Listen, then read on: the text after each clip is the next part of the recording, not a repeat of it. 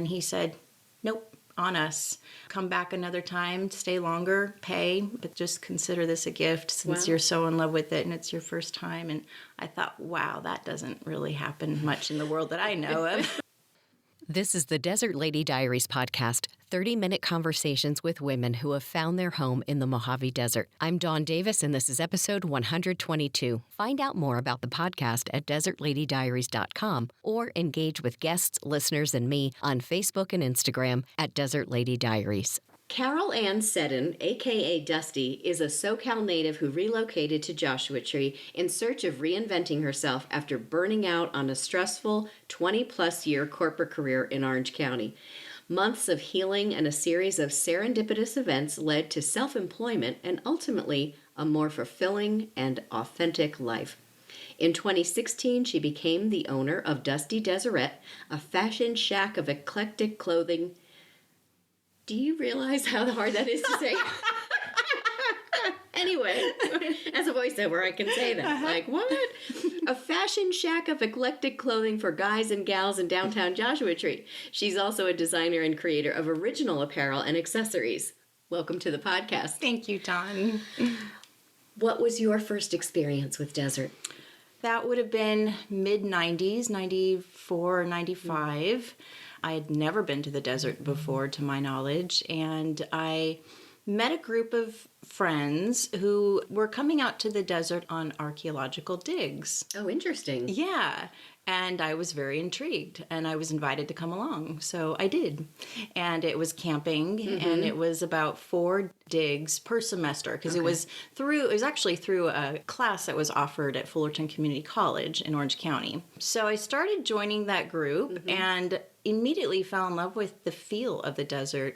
Not super far from here. It was the Mojave Desert, closer to Apple Valley I was wondering, area. okay. Yeah, private land.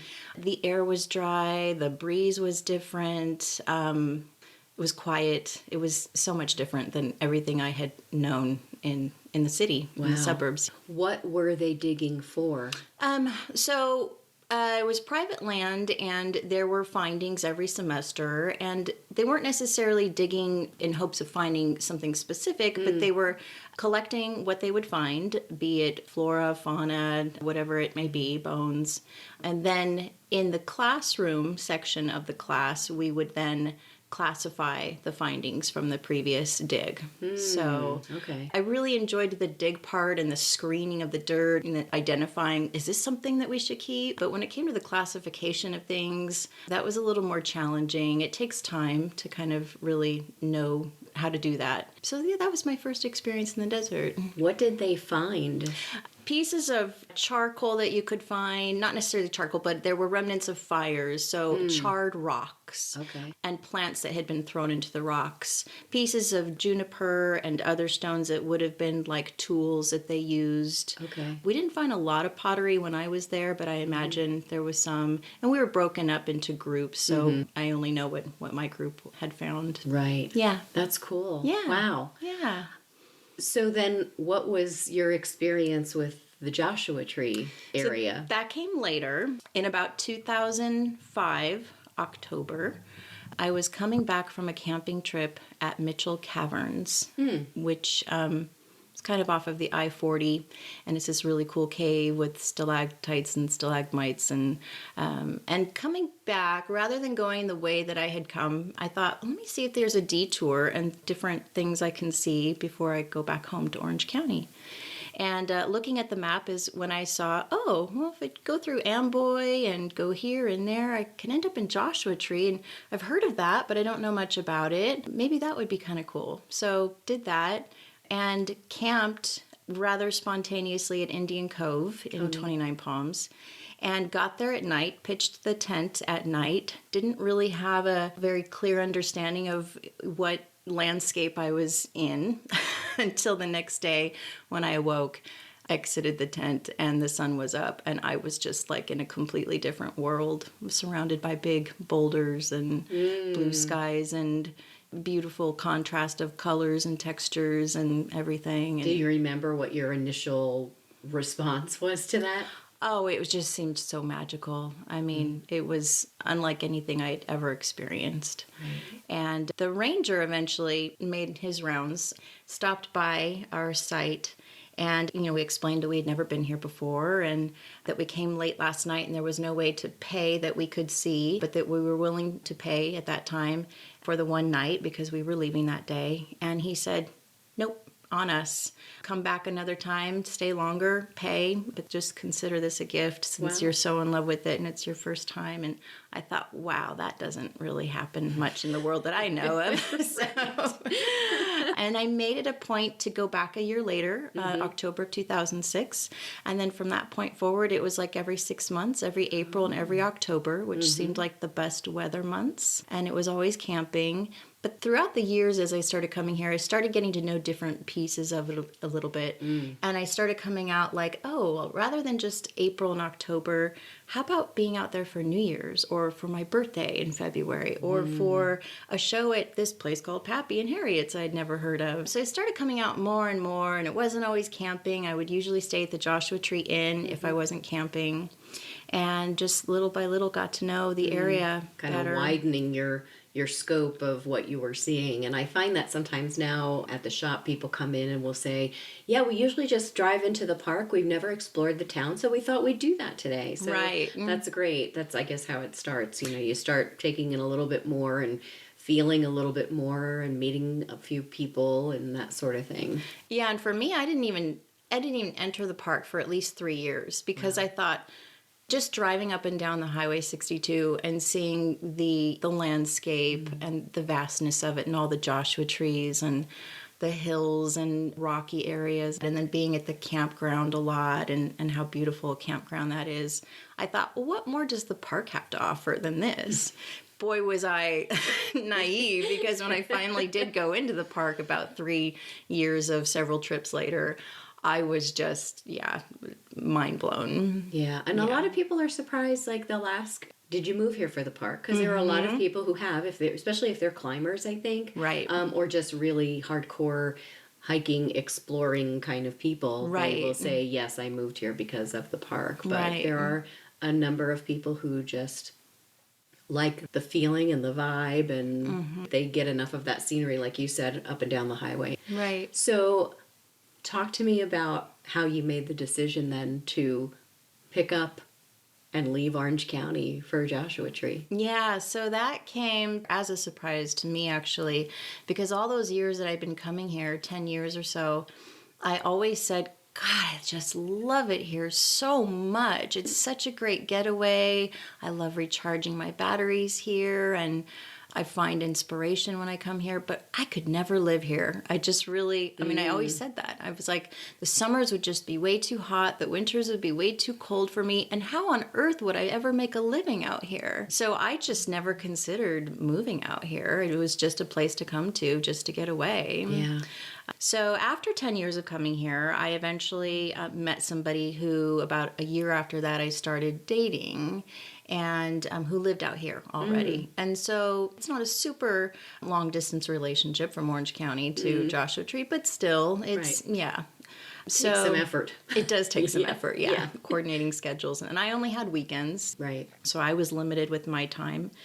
So the idea was presented to me, you've got a stressful job, and, this is kind of a long distance relationship, and you're a creative person, and maybe you should consider moving out to Joshua Tree and pursuing something more in alignment with your passions and your creativity.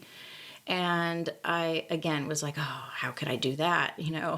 All caught up in that corporate go, go, go. Yeah. The fear-based thinking is really what I had to overcome.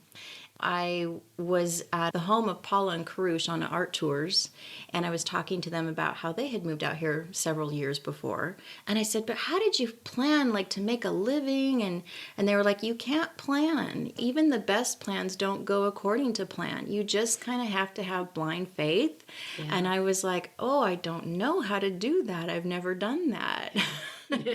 And so I was like, so again, months of mulling that over because it just didn't make sense to me in the beginning. And eventually I realized the stress was just too much of the full-time employment, the jobs that I worked in human resources for over 20 years. And so I was involved in the staffing sector of that, hiring people, and it just was never something I loved. It was something I fell into and it became my skill set, but I never went home gratified at the end of the day, ever. And the last job I had, which was for 7.5 years prior to moving here, I was really uninspired. It really wasn't a good match, but, just kept plugging away. Yeah, it's funny how we do that. Yeah. Isn't it? Yeah. And it's like, why am I settling? Like, I don't try to settle in relationships or friendships. Why would I settle in my career like this? That takes up a significant part of your life. Yeah. Yeah. Yeah. So I started thinking more and more, and I thought, maybe I just need to do this. And then one day I was in a parking lot. I don't remember if I was like dabbling on my phone or eating a little something, but I was killing time doing something in the public parking lot. And I looked up and there were like 2 U-Haul moving trucks in front of me parked. And I was like, I'm going to take that as a sign that I'm supposed to move. And I thought you were going to tell me, and on the side of it, it said, National Park, Joshua Tree. Right. But it wouldn't surprise me. Right. So that was when I made the decision. I gave my notice at the condo that I rented. I gave my notice at my employer and started packing boxes and making plans for the move. And do you remember how that felt for you? It was one of the most liberating moments of my life, for sure. Yeah. I remember it very clearly. My last day of employment was April 10th of 2015. And I drove out here April 14th, and it was like 11:30 p.m. when I was driving the moving truck with my cat in her carrier on the passenger seat and driving this big bulky thing. It's much bigger than my little SUV I normally drive. They're always noisy. They're always noisy, and I'm like, am I sideswiping anybody on the freeway or what? And then I get to the dirt road, and that's all washboard, but I've got to get to the house. But the moment I drove over that Joshua Tree town limit where the sign is on the highway, there was a feeling that just rushed over me. It was it's still unexplainable, but it was just an immediate awareness of, I belong here and this is so right. And there's never been a regret about it.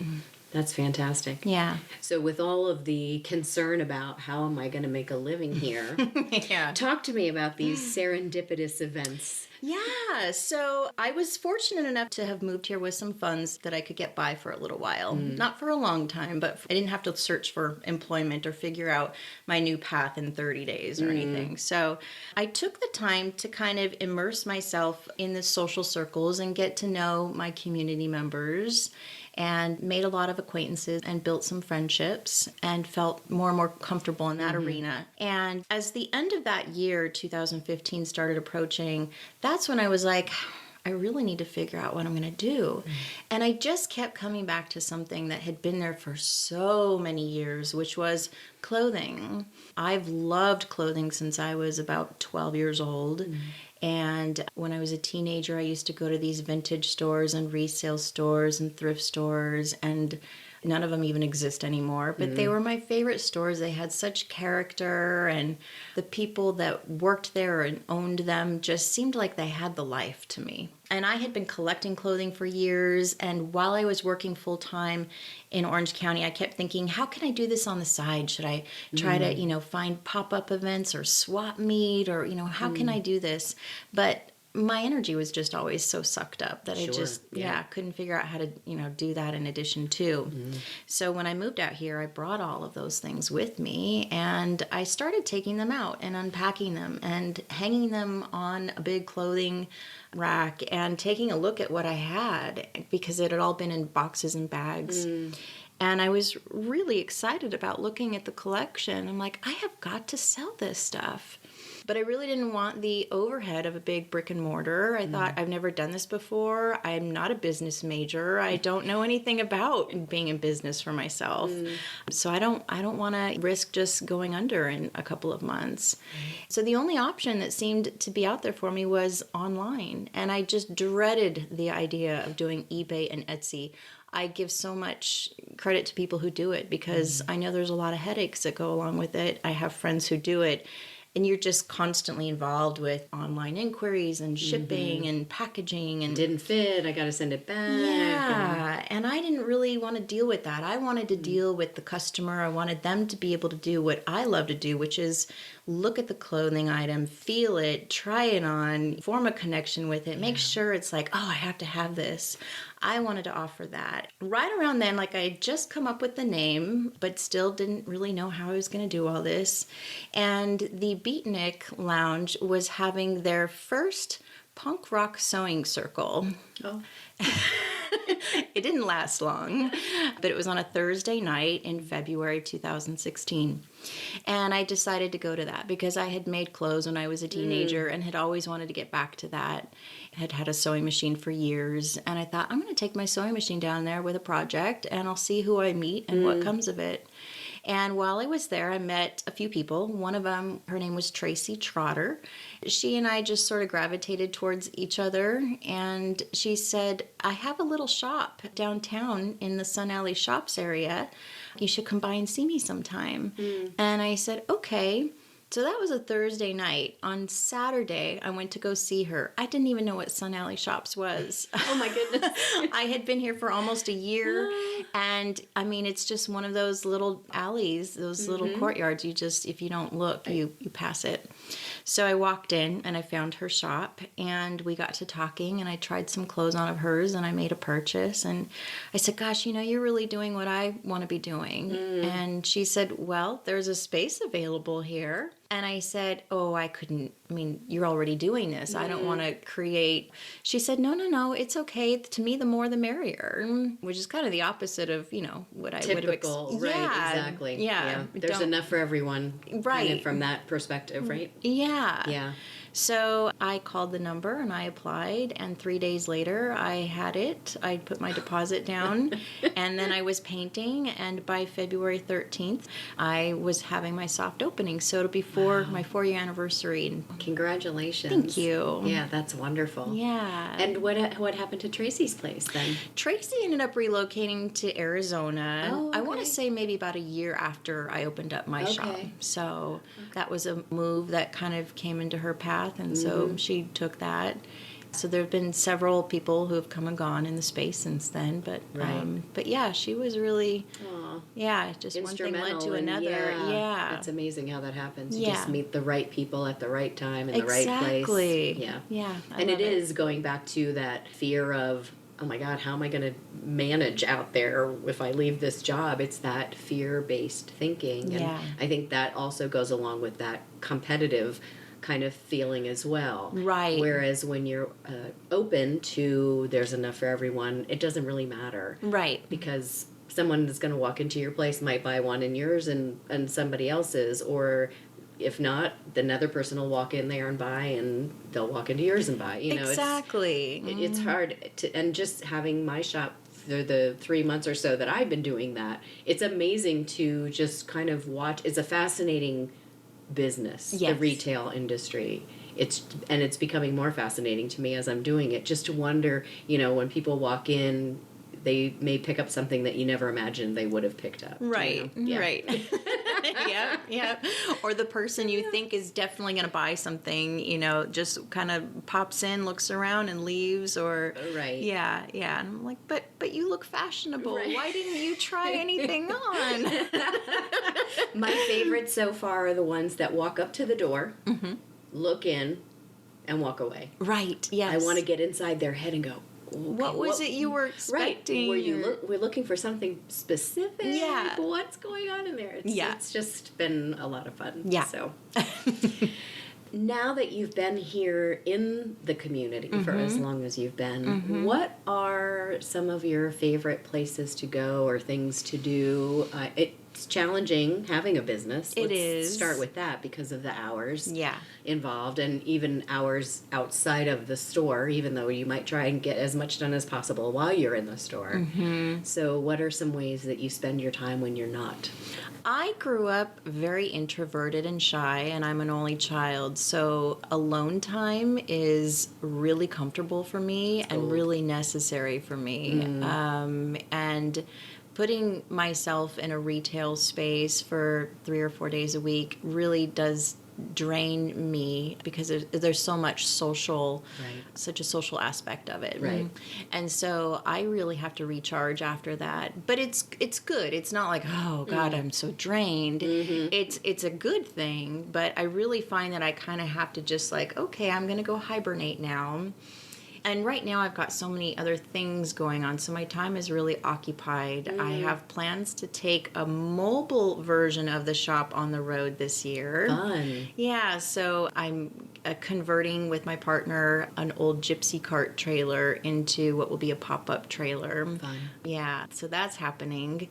And of course, one day a week or so is, spent on the shop even when I'm not there, sourcing for new things, going through my storage unit and pulling things out. I mend clothing that needs to be mended before putting it in there. If anything needs to be laundered, I do that. If something's missing a button, I'll replace that. Things like that. Yeah. So Do you find most of your things online, or do you also spend time, when you have it, out and about? Are there places that you go to look for things? Out and about. Yeah. Okay. And I don't like to give my secrets. Of course. But that's my most favorite part of the business. Sure. I'm a shopaholic. I have been for years. It's the thrill of finding something and finding the treasure. One of the compliments I love getting at the shop from customers is, you have such a great eye for things. And I so appreciate when I get feedback like that, because it seems to have come naturally. it really has. Yeah. And again, I think it's interesting because when I was a little girl, my mom decided what clothes would be bought for me and what clothes I would wear. So we went clothes shopping twice a year, once before the school year and once after school year was out for the summer.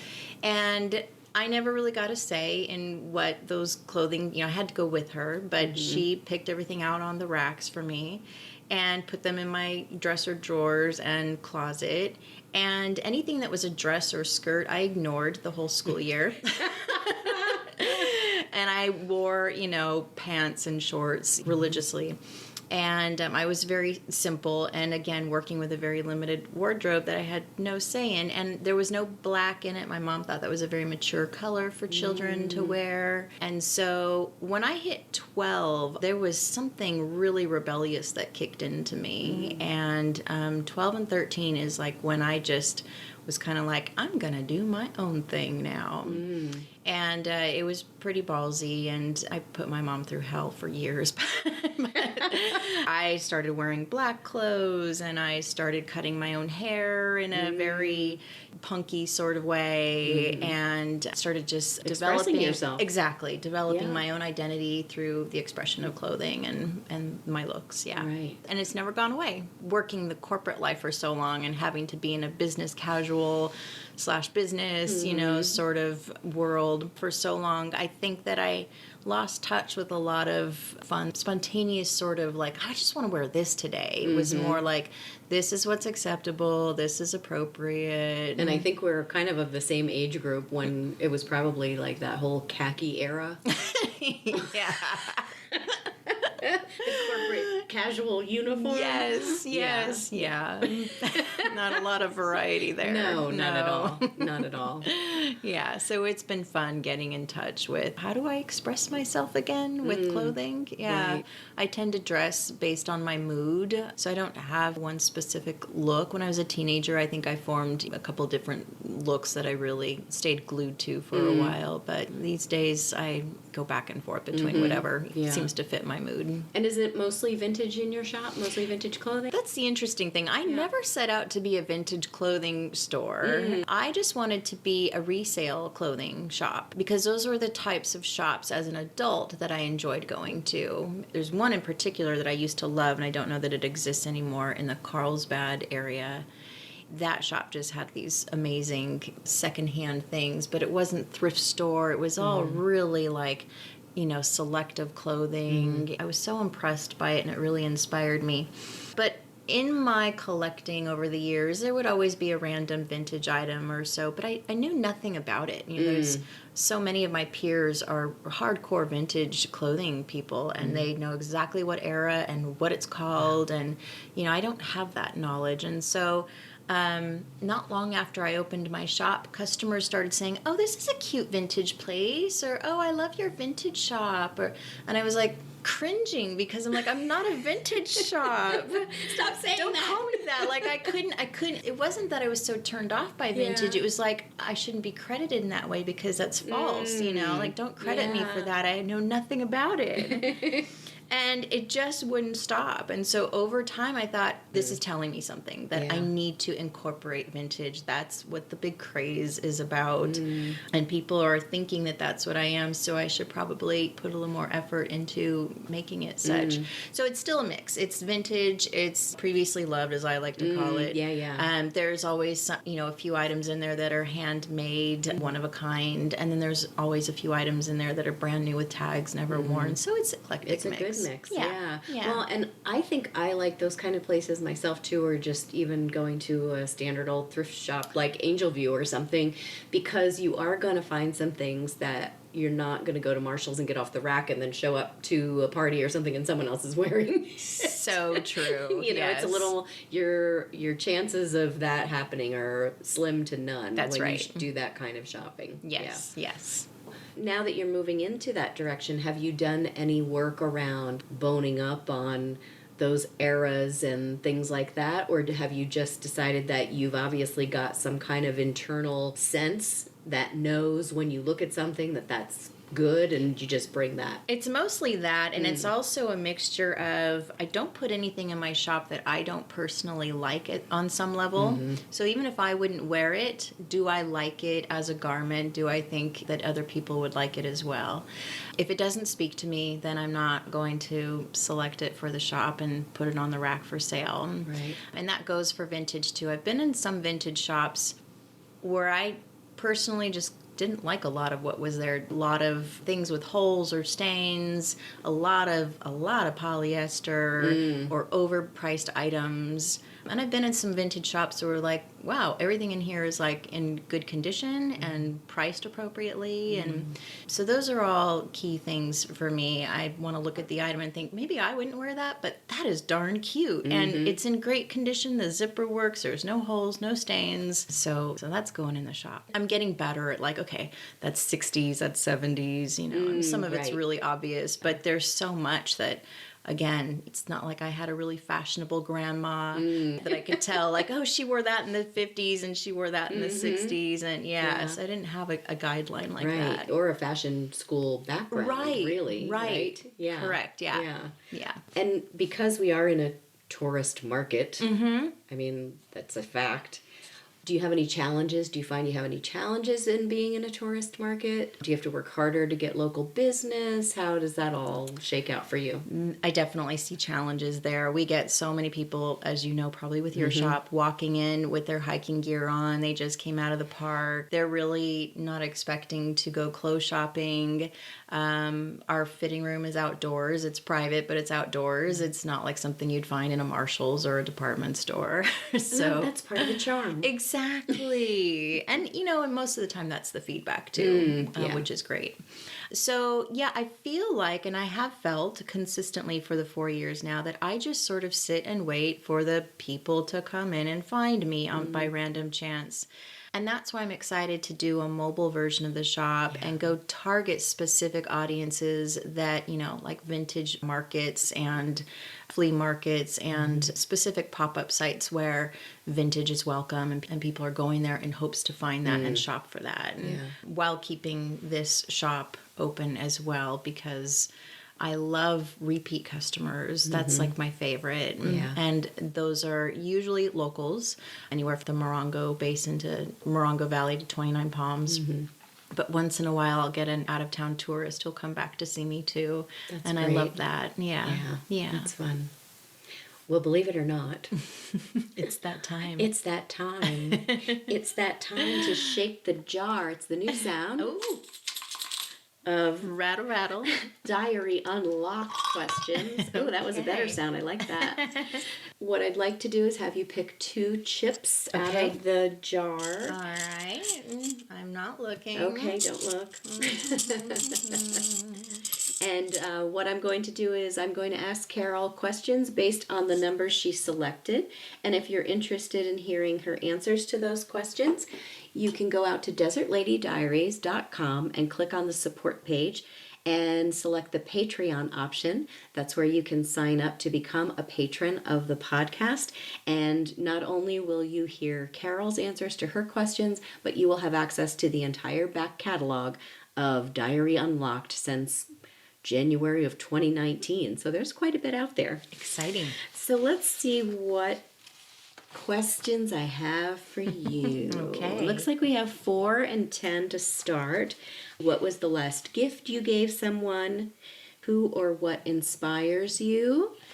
And then we'll go to how do you define generosity? And the last question will be, what gets you out of bed in the morning? So, again, if you would like to hear Carol's answers to those questions, go to desertladydiaries.com, click on the support page, and check out the Patreon option. Thank you so much for being here today. I really appreciate it. Thank you for having me, Dawn. I've got a shout out this week to Lisa S. Thanks so much for signing up for the new episode newsletter. I appreciate you. This episode came out on February 25th, 2020. So if you're in the Joshua Tree area and are interested in signing up for the Podcasting Basics class that I'll be leading at Copper Mountain College as part of their community education program, it's not too late to sign up. You still have until at least Wednesday evening, close of business, to do so. If you're interested, those dates again are Saturday mornings, February 29th, March 7th, 14th, and 21st. Each class is 90 minutes from 9 to 10:30 a.m., and the cost is $140. Visit www.cmccd.edu and then go to their Prospective Students tab and click on Community Education and click on the catalog cover. If you're interested in glass casting, there's also a class starting about the same time about that, and there's also some first aid courses and a lifeguarding course. If you know someone who might like this episode, I would so appreciate it if you would take a moment and share it with them right now. If you're listening to this episode before February 29th, 2020, you are one of the first to hear about the 29 sale happening on February 29th, 2020 at Soul Connection. T-shirts normally $33 to $35 will be $29 on that day only, and other select items in the store will be 29% off. I hope I'll see you then. Thanks so much for listening.